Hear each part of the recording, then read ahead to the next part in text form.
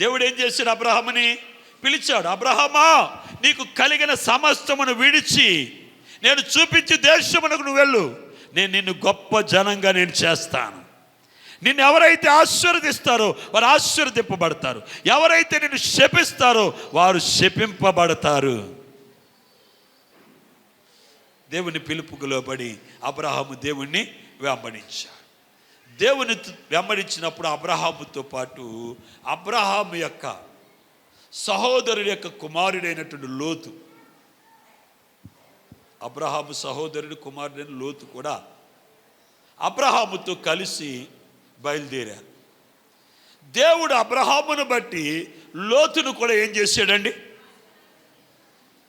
వీళ్ళు కలిసి ఉన్నారు కానీ ఎవరు ఆస్తి వాళ్ళదేనండి, ఎవరు గొర్రెల వాళ్ళయే, ఎవరు మందల వాళ్ళయే.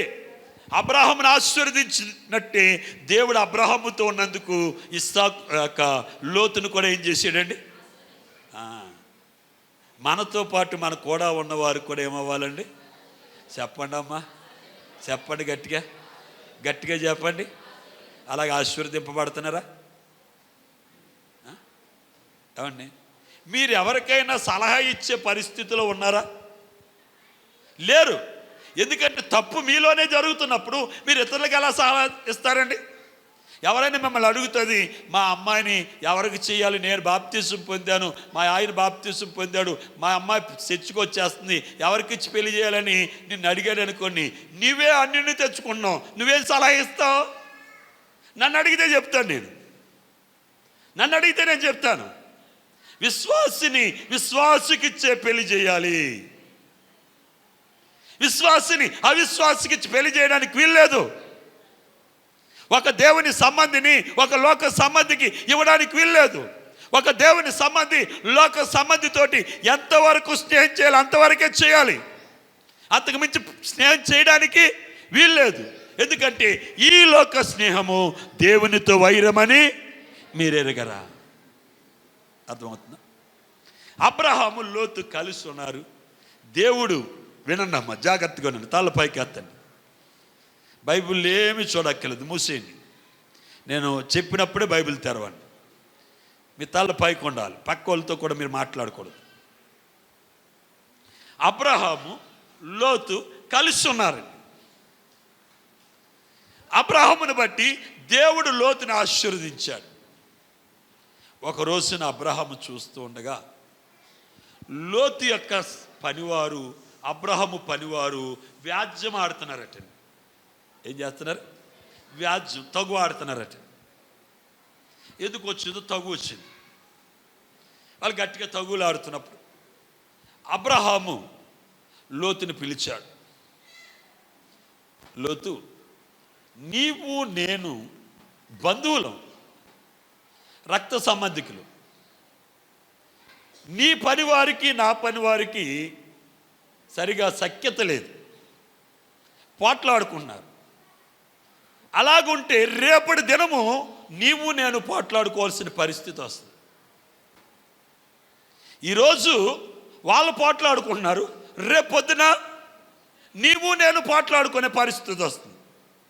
కనుక నీవు ఒక దిక్కుకు వెళ్తే నేను ఇంకొక దిక్కుకు వెళ్తాను. నువ్వు తూర్పుకి వెళ్ళావనుకో నేను పడమటికి వెళ్తాను. నువ్వు కుడికి వెళ్ళావనుకో నేను ఎడమకి వెళ్తాను. కనుక మనము వేరుగా ఉందాం అని అబ్రహాము లోతుతో అంటున్నాడు. చూడండి, ఆదికాండం 13వ అధ్యాయం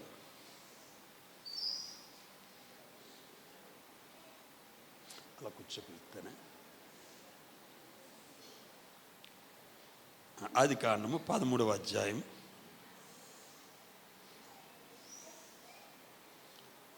8వ వచనం చదవండి అమ్మ.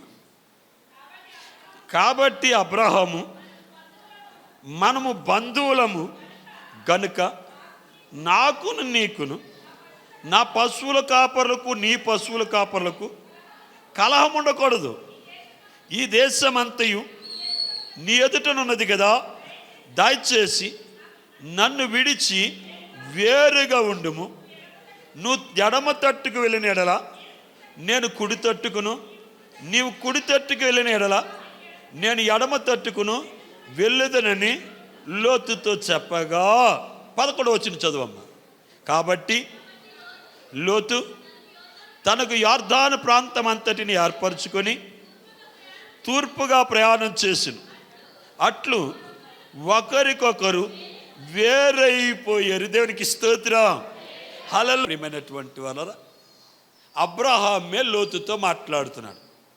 చాలామంది అండి ఇక్కడున్న 3 వరుసలు బాగానే ఉన్నాయి, వెనకాల 3 వరుసలు బాగానే ఉన్నాయి, మధ్యలో ఒక 4 వరుసలు ఉన్నాయి. అవి ఎక్కడున్నారో మనుషులు నాకు అర్థం అవ్వట్లేదు. చేతులు ఎత్తండి అంటే ఈ 3 వరుసలు ఎత్తుతున్నాయి, వెనకాల 3 వరుసలు ఎత్తున్నాయి, మధ్యలో ఎత్తట్లేదండి. అర్థమైందా? 2 చేతులు పైకి ఎత్తి ఒక్కసారి గట్టిగా దేవుని స్తోత్రం చెప్దామా? ఇంకా స్వరం ఎత్తి చెప్దామా? హల్లెలూయా, హల్లెలూయా. ప్రియమైనటువంటి వారా, అబ్రహాము ఒక డిసిషన్ తీసుకున్నాడు. ఇక్కడ లోతుని పిలిచి అంటున్నాడు, నాయన లోతు, నీ పని వారికి నా పని వారికి కలహం వచ్చింది. రేపటి దినమున ఆ కలహం మన దగ్గరికి రావచ్చు. కనుక నీవు నేను వేరుగా ఉందాం. నీవు తూర్పుకి వెళ్తే నేను పడమటికి వెళ్తాను, నువ్వు ఎడమ తట్టుకు వెళ్తే నేను కుడి తట్టుకు వెళ్తాను, నువ్వు కుడి తట్టుకు వెళ్తే నేను ఎడమ తట్టుకు వెళ్తాను. మనమిద్దరం కూడా వేరుగా ఉందాం. ఎందుకన్నాడంటారు ఇది? ఏమండి, మనకు పడట్లేదు అనుకోండి, ఏం చేస్తాం? పడకపోతే ఏం చేస్తాం? అడ్డు గోడ కట్టుకుంటాం, అంతేనా? ఏమండి, తోటికోళ్ళకి పడట్లేదు అనుకోండి, ఏం చేస్తారు చెప్పండి? తోటికోళ్ళకి పడట్లేదంటే ఏం చేస్తారు? తండ్రి కొడుకుకి పడట్లేదంటే ఏం చేస్తారు? ఒక అడ్డుగోడ కట్టుకుంటే సరిపోద్ది కదండి.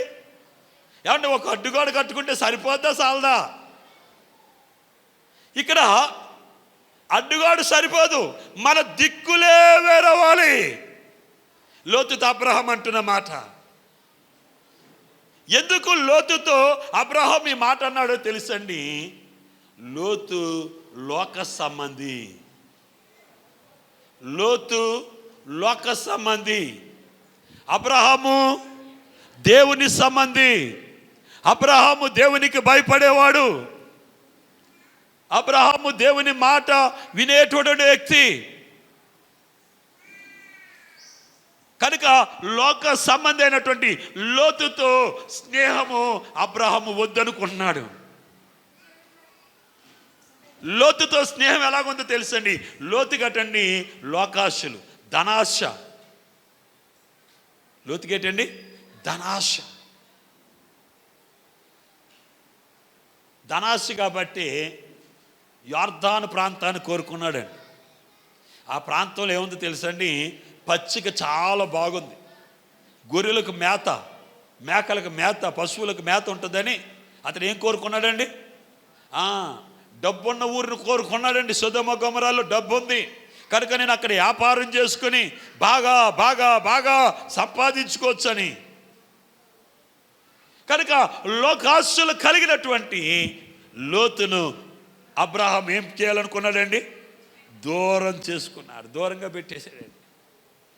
మనకి గోడలు కాదు మనల్ని వేరుపరిచేది, దిక్కులే, దిక్కులే వేరుపరచాలి. ఒక విశ్వాసికి అవిశ్వాసితోటి ఎలా ఉండకూడదండి? జత ఉండకూడదు. ఒక విశ్వాసికి అవిశ్వాసితో విజ్జోడు ఉండకూడదు. నీ కుటుంబంలో అవిశ్వాసులు ఉన్నారంటే నువ్వు వారికి వేరుగా ప్రత్యేకపరచబడిన వ్యక్తిగా, ప్రత్యేకపరచబడి విశ్వాసిగా నీవు ఉండాలి. అప్పుడు నీవు యెహోవాకి ఎలాగుంటావు? ప్రతిష్ఠితుడుగా ఉంటావు. ఆయనకు ప్రతిష్ఠితుడు కానివాడు ఆయన రాజ్యములో ప్రవేశించడు. దేవునికి స్తోత్రం కలుగును గాక. గట్టిగా చెప్దామా? గట్టిగా చెప్దామా? అమ్మా, అబ్రహాము లోతుని ఏం చేశాడండి? పంపించేశాడు కదా. లోతుని పంపించేశాడు లేదా? లోతు ఎవరండి? లోకాశలు కలిగిన వాడు, ఈ లోక స్నేహం కలిగిన వాడు. అటువంటి లోతును ఎప్పుడైతే అబ్రహాము పంపించేశాడో ఏం జరిగిందో తెలుసండి? చూడండి, బైబిల్ గ్రంథములు ఆదికాండము 13వ అధ్యాయము 14వ వచనం చదవండి. లోతు అబ్రహామును విడిచిపోయిన తర్వాత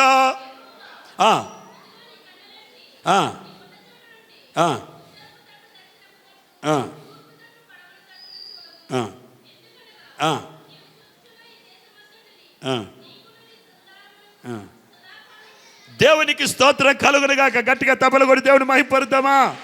గట్టిగా తబల కొడదాం. ఇంకా ఇంకా సౌండ్ రావాలి.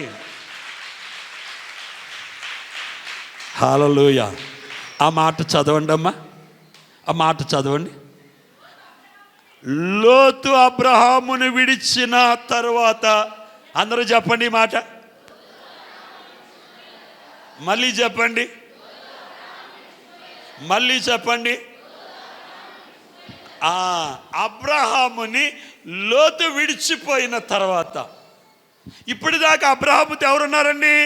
లోతున్నాడు. ఇప్పుడు అబ్రహాముని లోతు విడిచిపోయిన తర్వాత దేవుడు అబ్రహాముతో మాట్లాడాను. దేవునికి స్తోత్రం. హల్లెలూయా, హల్లెలూయా. ఎప్పుడైతే ఈ లోక స్నేహాన్ని నువ్వు విడిచిపెట్టావో, లోకాశలను విడిచిపెట్టావో, వాటికి ఎప్పుడైతే దూరంగా ఉన్నావో, దేవుడు నీతోటి ఏం చేస్తాడండి? చెప్పాలి గట్టిగా, చెప్పాలి గట్టిగా. దేవుడు మాట్లాడితే అనుభవం ఎలాగుంటుందండి? అంటే దేవుడు ఇప్పుడు అబ్రహాముతో ఏం చేస్తున్నాడండి? ఎందుకు మాట్లాడేవయ్యా అంటే, అబ్రహాము లోక స్నేహమైనటువంటి, సాతాను అనుచరుడైనటువంటి, సాతాను స్వభావం కలిగినటువంటి లోతును విడిచిపెట్టాడు కనుక దేవుడు ఎవరితో మాట్లాడుతున్నాడండి? ఎవరితో మాట్లాడుతున్నాడు? ప్రియమైనటువంటి వాళ్ళ దేవుని బిడ్డలమైన మనకు భౌతిక సంబంధమైన దీవెనలు ఉంటే సరిపోదండి. అర్థమైందా? మనం పరలోకి వెళ్ళాలంటే ఏ దీవెనలు కావాలి? చెప్పాలి, ఏ దీవెనలు కావాలి? ఆత్మ సంబంధమైన ఆశీర్వాదం కావాలండి. భౌతికంగా బాగుంటే సరిపోదండి. నేను ఒక విషయం చెప్తాను మీకు. అబ్రహాముని విడిచి లోతు వెళ్ళేటప్పటికీ అబ్రహాము ఆస్తి ఎంత ఉందో లోతు ఆస్తి కూడా అంతేనండి. అర్థమైందా? అబ్రహాం ఆస్తి ఎంత ఉందో లోతు ఆస్తి కూడా అంతే. అబ్రహాం ఎక్కడి నుంచి ప్రారంభమయ్యాడండి? జీరోతో ప్రారంభమయ్యాడు. లోతు కూడా ఎక్కడ ప్రారంభమయ్యాడు? జీరోతోటి ప్రారంభమయ్యాడు. ఇద్దరూ కూడా ఏమయ్యారండి? హెచ్చింపబడ్డారు. ఇప్పుడు లోతు అబ్రహాము దగ్గర ఉన్నని చెప్పి కొంచెం భయభక్తులు ఉండేయేమో, అవునా? ఇప్పుడు ఎవరిని విడిచి వచ్చేసాడు? అబ్రహాముని విడిచి వచ్చేసాడు. అంటే ఇక పూర్తిగా ఎందులో కలిసిపోయాడండి? లోకంలో కలిసిపోయాడు. అబ్రహాము తన విశ్వాసాన్ని, తన భక్తి జీవితాన్ని, దైవికమైన భయాన్ని కాపాడుకుంటూ యెహోవా యొద్ద భయభక్తులతో అతను ఉన్నాడు. కనుక దేవుడు అబ్రహాముతో మాట్లాడేమన్నాడు చూడండి అమ్మా, 14వ వచనం. లోతు అబ్రహామును విడిచిపోయిన తర్వాత యెహోవా, ఇదిగో నీవు కన్నులెత్తి నీవున్న చోటు నుండి ఉత్తరము తట్టు చూడు, దక్షిణము తట్టు చూడు. చూడండి ఏమన్నాడు? తూర్పు తట్టు చూడు, పడమట తట్టు చూడము. ఎందుకనగా నీవు చూచుచున్న ఈ దేశమంతా కూడా నీకును నీ సంతానానికి స్వాస్థ్యముగా ఇస్తానని దేవుడు అబ్రహాముని దీవించాడు. దేవునికి స్తోత్రం. అబ్రహాము సంతానాన్ని దీవించాడు, అబ్రహాము వంశాన్ని దీవించాడు దేవుడు. ఎప్పుడో తెలుసా? లోక సంబంధి అయినటువంటి, ఈ లోక స్నేహముకు నిదర్శనమైనటువంటి లోతుని విడిచిపెట్టిన తర్వాత అబ్రహాము ఆశీర్వదింపబడ్డాడు. దేవుడు అబ్రహాముతో మాట్లాడటం మొదలు పెట్టాడండి. కానీ లోతు ఏమయ్యాడండి? ఒక్కనాటికి ఎక్కడ స్టార్ట్ అయ్యాడు అక్కడికి వచ్చేసాడు. లేదు చెప్పండి, ఏమండి? ఏది సుందరంగా కనబడుతుంది అనుకున్నారో అదంతా నాశనం అయిపోయింది. అందము వ్యర్థము, సౌందర్యము మోసం అట. అందం ఏంటట? వ్యర్థం అట. సౌందర్యం మోసం అటండి. గమనిస్తున్నారు ప్రియమైనటువంటి వాళ్ళరా? అబ్రహాము తన ప్రత్యేకతను తను కాపాడుకున్నాడు, ప్రత్యేకింపబడ్డాడు కనుక అతడు యెహోవాకు ప్రతిష్ఠితుడిగా ఉన్నాడు కనుక దేవుడు అబ్రహామును ఏం చేశాడండి? ఆశీర్వదించాడు. అర్థమైందా? అర్థం అవ్వలేదా? అంటే అతడు ప్రత్యేకింపబడు దినములన్నీ అతడు యెహోవాకు ఎలాగుంటాడండి? ప్రతిష్ఠితుడిగా ఉంటాడు. యెహోవాకు ప్రతిష్ఠితుడిగా ఉంటే యెహోవా నీతోటి మాట్లాడతాడు, దేవుడు నీతో మాట్లాడతాడు. రెండవదిగా చూద్దామండి, పరిశుద్ధ గ్రంథములు మనందరికీ నయోమి గురించి తెలుసు. ఎవరండి? నయోమి. చెప్పండి గట్టిగా, నయోమి. ఈ నయోమి ఎవరండి? యోధా దేశపు బెత్లెహేము వాసురాలు. ఈ నయోమికి ఒక భర్త, ఇద్దరు కుమారులు. భర్త పేరు ఏంటండి? ఎలీమెలెకు. ఇద్దరు కుమారులు, ఒకని పేరు మహులోను, కిల్యోను. యోదయ దేశపు నీ దేవుడు కనికరించట్లేదని, ఆ దేశంలో కరువు వచ్చిందని, కరువును తట్టుకోలేక నయోమి తన కుటుంబంతో కలిసి ఎక్కడికి వెళ్ళిందటండి? మోయాబు దేశం వెళ్ళిందండి. మోయాబు దేశం వెళ్ళిన తర్వాత కొన్ని రోజులకు, కొంతకాలానికి భర్త చనిపోయాడండి. ఏమయ్యాడు? భర్త చనిపోయాడండి. భర్త చనిపోయిన తర్వాత ఈ నయోమి ఏం చేసిందట? మోయాబు నుండి ఇద్దరు అమ్మాయిలు తీసుకొచ్చి, ఒక దాని పేరు వార్ప, ఇంకో దాని పేరు రూతు. ఇద్దరిని తీసుకొచ్చి పెద్ద కోడలుగా వార్పాను, చిన్న కోడలుగా రూతును చేసుకుందండి. పెళ్ళైన కొన్ని నెలలు చేశారేమో, లేకపోతే కొంతకాలం చేశారేమో, లేక 1-2 సంవత్సరాలు కాపురం చేశారేమో తెలియదు. కానీ పెద్ద కొడుకు చనిపోయాడు, తర్వాత చిన్న కొడుకు చనిపోయాడు. వాళ్ళు చనిపోయేటప్పటికి వార్పాకు కానీ రూత్కి కానీ పిల్లలు కలగలేదు. నయోమి వాళ్ళను పెట్టుకుని, ఇప్పుడు ముగ్గురు ఆడవాళ్ళే, ముగ్గురు స్త్రీలు ఇంట్లో ఉన్నారు, మగవారు లేరు. పరిస్థితి ఎలాగుంటుందో మీరు ఊహించవచ్చు. మీరు అనుకోవచ్చు, నా ఇంట్లో ఆ పరిస్థితి లేదు కదా, నాకు ఇది సంబంధించింది కాదు అనుకుని. ఒకవేళ అలాంటి స్థితి మన జీవితంలో వస్తే మనం ఏం చేయాలి? నేర్చుకోవాలి. మనం ఎలాగుండాలి? ఇక్కడ నయోమి ఏం చేసిందట? తన కోడలతో అందట, నేను ఇక్కడ చాలా నష్టపోయాను, చాలా నష్టపోయాను. దేవుడు యార్దానును దర్శించాడని నాకు తెలిసింది. మా దేశంలో మరలా పంటలు పండుతున్నాయి, కరువు తీరుతుందని నాకు తెలిసింది కనుక మన దేశం వెళ్ళిపోదామని కోడళ్ళిద్దరిని పట్టుకుని ఆమె బయలుదేరిందండి. ఎవరిని తీసుకుని? కోడళ్ళిద్దరిని, వార్పాను, రూతును తీసుకుని ఆమె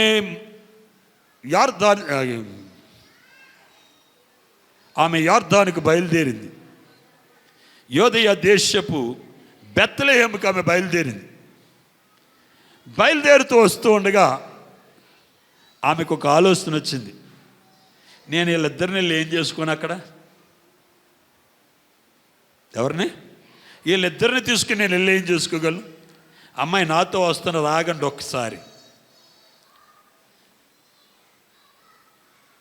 నేను భర్తను కోల్పోయి ఉన్నాను, మీరు కూడా మీ భర్తలను కోల్పోయారు కనుక నేను మా దేశము తీసుకువెళ్ళి మిమ్మల్ని నేను సుఖపెట్టలేను. మిమ్మల్ని సుఖపెట్టడానికి మరలా నేను పిల్లలను కన్నా సరే అది కరెక్ట్ కాదు. ఒక ఆలోచన, ఒక సలహా, మీరు వెనుతిరిగి మీ ఇళ్ళకు వెళ్ళిపోండి, మీ తండ్రి ఇంటికి వెళ్ళిపోండి. మీరు మరలా పెండ్లి చేసుకొని ఒక కొత్త జీవితాన్ని మీరు ప్రారంభించండి.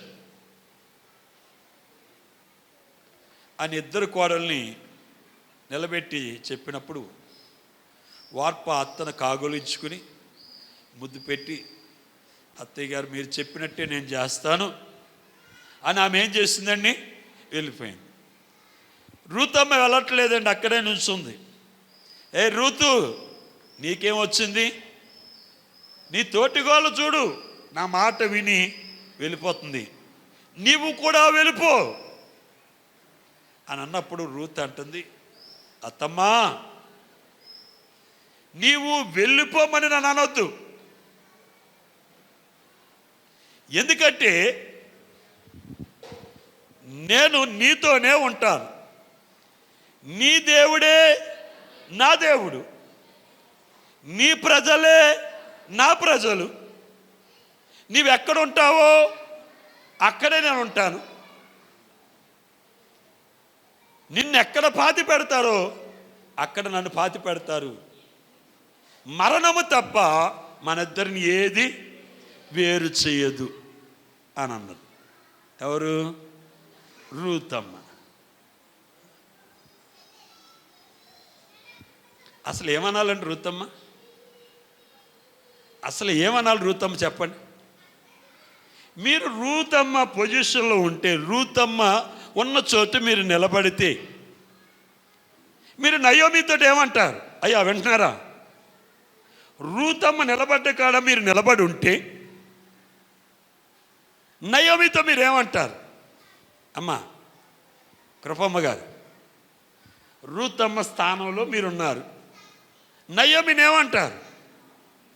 నేను చెప్పనా? మీరు చెప్తారా? వస్తే ఏం దేవుడే నీ దేవుడు,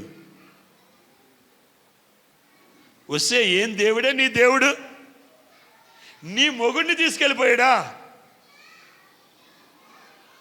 ఏం చేశాడు? నీ భర్తను తీసుకెళ్ళిపోయాడు. అలాగని నా తోటిగాలు ఉంది మా బావగారు, ఆయన్ని తీసుకెళ్ళిపోయాడు. అది సరిపోదని నా భర్తను కూడా తీసుకెళ్ళిపోయాడు. నీ దేవుడు అసలు దేవుడేనా? నీ దేవుడు అసలు ఉన్నాడా? మీరైతే ఎలాగ అంటారు కదమ్మా. చెప్పండి అమ్మా, చెప్పండి. కానీ నా రూతమ్మ అంటుందండి, నా తల్లి అంటుంది, నీ దేవుడే నా దేవుడు. ఒక సంవత్సరం కాపురం చేసి ఉంటుందేమో, లేక 2 సంవత్సరాలు కాపురం చేసి ఉంటుందేమో. ఎవరితోటి? భర్తతోటి, లేకపోతే నయోమితో ఉంటుంది. అవి పుట్టినప్పటి నుంచి ఎక్కడుందండి? మోయాబీరాలు. మోయాబీలు భయంకరమైనటువంటి విగ్రహారాధికులు. వాళ్ళకి పెద్ద పెద్ద ప్రతిమలు ఉన్నాయి, గుళ్ళున్నాయి, గోపురాలు ఉన్నాయి. ఆమె ఏమంటుందో తెలుసండి? ఇక్కడ నయోమి రోజు ప్రార్థన చేసుకుంటుందండి. ఓ ఫోటో ఉండదండి, ప్రార్థన చేసుకుంటుందండి. ఓ ఫోటో ఉండదు, ఒక రూపం ఉండదు, కానీ వాళ్ళు ప్రార్థన చేసుకుంటుంటారు. దేవుణ్ణి కన్నులతోటి ఒక ప్రతిమ రూపములో, ఒక విగ్రహ రూపంలో చూసిన ఒక జనాంగం, ఒక యవ్వన పిల్ల, దేవుడు ముఖమే చూడనటువంటి ఒక జనములోకి వచ్చి వాళ్ళలో ఉంటుందండి. ఆమె ఏమంటుందో తెలుసండి? నీ దేవుడే 2 సంవత్సరాలు నయోమితో ఉన్న ఆమె, 2 సంవత్సరాలు కాపురము చేసిన ఆమె ఏమంటుంది తెలుసు? నీ దేవుడే నా దేవుడు అంటుంది. అమ్మా మీరు ఎంతకాలం నుంచి ప్రభుని నమ్ముకున్నారంటే, అయ్యా నేను 20 సంవత్సరాల నుంచి నమ్ముకున్నాను. ఏది నీ భక్తి? ఏది నీ విశ్వాసము? ఎక్కడ నువ్వు దేవునికి కొరకు నిలబడుతున్నావు? నువ్వు ఏ రోజైనా నీ ఇంట్లో కానీ, నీ బంధువులో కానీ, నా దేవునికి విరోధమైన పని నా ఇంట్లో జరగకోకుండా ఉంటుంది, జరగకోకుండా నేను చూసుకుంటానని దేవుని పక్షంగా నువ్వు ఏ రోజైనా నిలబడ్డావా? కానీ నా రూతమ్మ, నా తల్లి అంటుంది, నీ దేవుడు అత్తమ్మ నా దేవుడు, నీ ప్రజలే నా ప్రజలు, నీ సంఘమే నా సంఘము, నీ మందిరమే నా మందిరము, నీ ఉండు చోటే నేను ఉంటాను. ఎంత కాన్ఫిడెంట్గా చెప్తుంది చూడండి. కొద్ది కాలములో ఎంత విశ్వాసం కలుగుందో.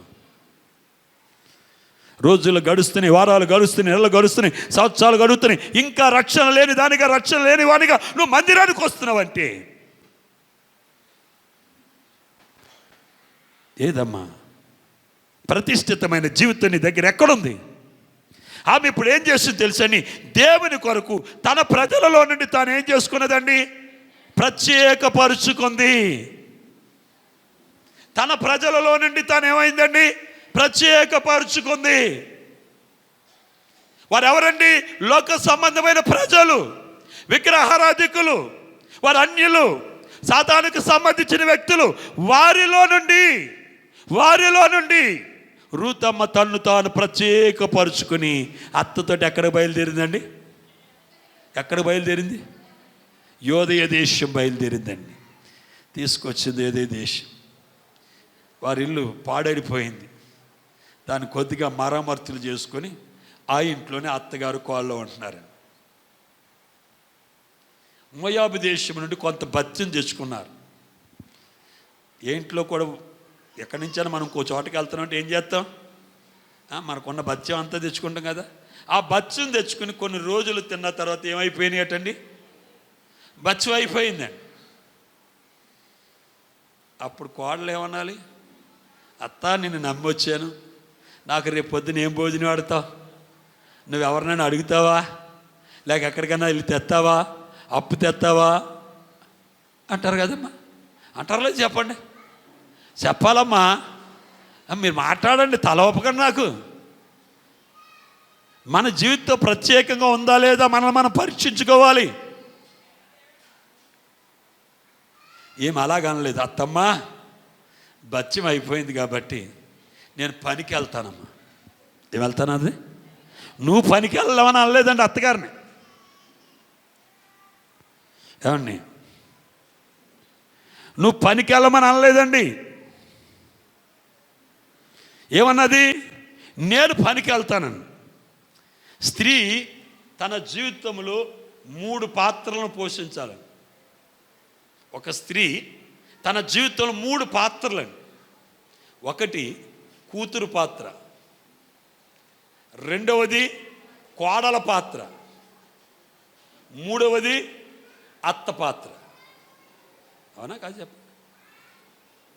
కూతురుగా నమ్మకంగా ఉండాలి, కోడలుగా నమ్మకంగా ఉండాలి, అత్తగా నమ్మకంగా ఉండాలి.